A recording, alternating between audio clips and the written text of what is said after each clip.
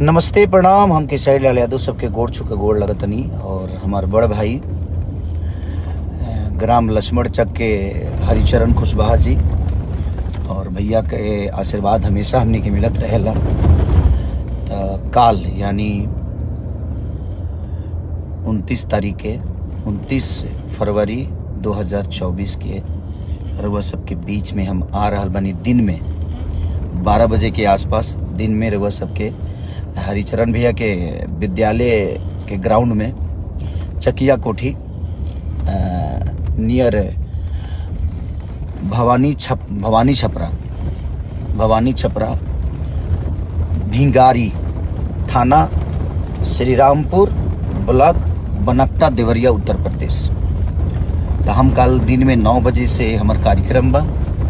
बस वो सभी आई और हरिचरण भैया के भी अपन प्यार और स्नेह दी।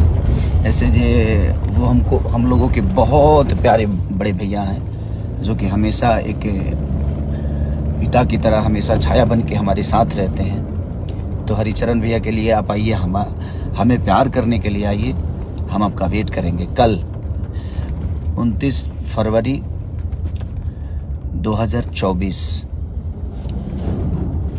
भवानी छपरा भिंगारी थाना श्री रामपुर ब्लॉक बनकटा देवरिया उत्तर प्रदेश।